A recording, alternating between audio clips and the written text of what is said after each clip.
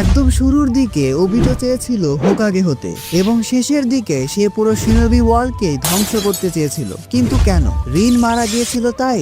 একদম না। শুধুমাত্র রিনের মৃত্যুর জন্যই ওবিটো মাদারার সাথে হাত মেলায়নি, বরং বিষয়টা যতটা সহজ বলে মনে হচ্ছে ততটা সহজ নয়। দেখো, ওবিটোর কাছে রিন যে শুধুমাত্র একজন ভালোবাসার মানুষ ছিল তা কিন্তু নয়। Rin was his everything. মনে করো তুমি নিজেই ওবিটো আর তোমার ইচ্ছা হলো হোকাগে হওয়ার, কিন্তু তোমার আশেপাশে কাকাশির মতো ট্যালেন্টেড এবং মাইট গায়ের মতো হার্ড ওয়ার্কিং পারসন ঘুরে বেড়াচ্ছে। Nigga wanna see me fall. তুমি তাদের সেরাটা দিয়ে চেষ্টা করছো তাদেরকে সারপাস করার, কিন্তু হচ্ছে না। মানুষজন তোমার ড্রিম নিয়ে মজা নিচ্ছে। এমন সময় তোমার সাথে এমন একজন পার্সনের পরিচয় হলো যে কিনা প্রথমবারের মতো তোমার ড্রিমকে অ্যাপ্রিসিয়েট করছে, তোমাকে সাপোর্ট দিচ্ছে। সবচেয়ে বড় কথা হলো সে একটা সুন্দরী মেয়ে। ধীরে ধীরে সে নিজেই তোমার অনুপ্রেরণা হয়ে দাঁড়ালো। যেখানে বাকি সবাই তুমি তোমার ড্রিমকে পাত্তাই দিচ্ছে না, সেখানে রিনের মতো মেয়ে তোমাকে অনুপ্রেরণা দিচ্ছে। এখন তুমি তাকে ভালোবেসে ফেলবে কি ফেলবে না? কমেন্ট বক্সে উত্তরটা এখনই জানিয়ে দাও। ওবিটোর ক্ষেত্রে ওবিটো রিনকে অনেক বেশি ভালোবেসে ফেলেছিল।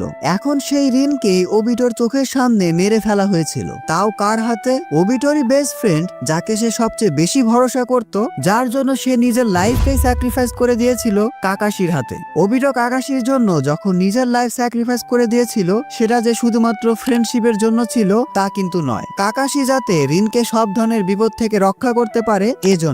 কারণ ওবিটো তখন অনেক বেশি উইক ছিল আর কাকাশি তার থেকে রিনের জন্য সব দিক থেকে বেটার ছিল। এজন্য সে কাকাশির জন্য নিজের লাইফকে স্যাক্রিফাইস করে দিয়েছিল।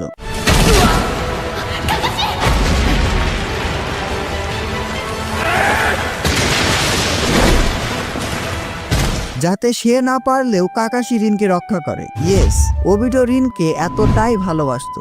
এবার বিষয়টা তোমাদের একটু পরিষ্কার করে বলি, ওবিটো আসলে কি চেয়েছিল।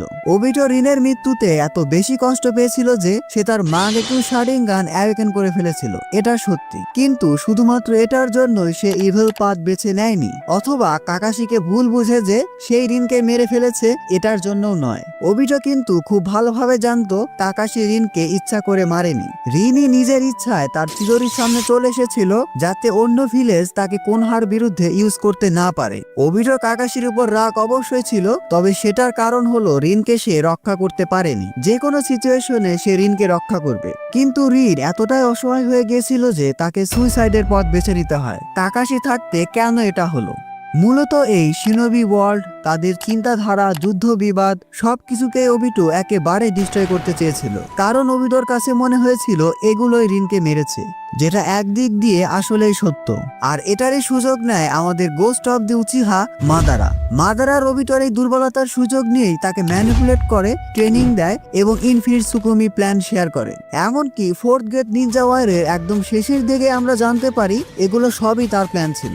মাদারাই ওবিটোকে বুঝায় যে নর্মাল ওয়ার্ল্ডে থাকার চেয়ে ইনফিনিট সুকুমি ওয়ার্ল্ডই ভালো। এইভাবেই সে সারা জীবনের জন্য রিনের সাথে থাকতে পারবে। আর রিনের মৃত্যুতে ওবিটো এত বেশি ইমোশনাল হয়ে গিয়েছিল যে সে খুব সহজে ম্যানিপুলেটেড হয়ে যায়।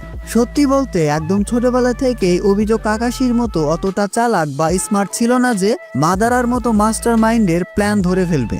ব্যাস, এরপরে ওবিটো মাদারার হাতের পুতুল হয়ে যায় এবং ইনফিনিট সুকুমি প্ল্যান নিয়ে কাজ করতে শুরু করে, তাও আবার মাদারারই পরিচয় নিয়ে। Now go on until the time when I will be revived. You shall be. Who are you?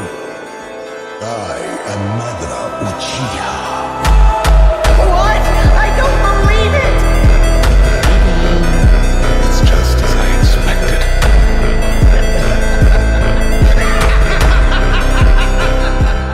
So Obito আসলে পুরো শিনোবি ওয়ার্ল্ডকেই ঠিক করতে চেয়েছিল, তবে সেটা শুধুমাত্র রিনের সাথে থাকার জন্য নয়, বরং পুরো পৃথিবীর মানুষকেই যাতে তার মতো এত কষ্ট পেতে না হয় এজন্য। তবে তার মেথডটা ভুল ছিল। Obito was not a villain, he was just a broken hero.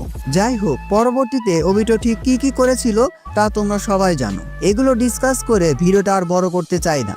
নারুতোর life এতটা পেইনফুল হওয়ার জন্য কিন্তু ওবিটোই দায়ী। কিন্তু পরবর্তীতে ওবিটো নিজের ভুল বোঝার পর সেই নারুতোকে বাঁচানোর জন্য নিজের লাইফ স্যাক্রিফাইস করে দিয়েছে।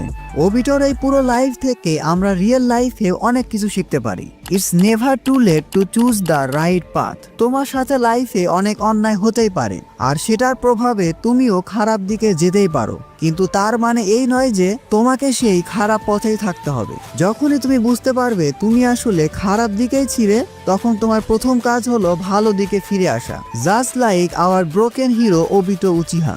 দেখো, 4th গ্রেড নিনজার সময় মাদারা যখন ওবিটোকে বিট্রে করে, তখন ওবিটোর কাছে সবকিছু একদম কাচের মতো পরিষ্কার হয়ে যায়।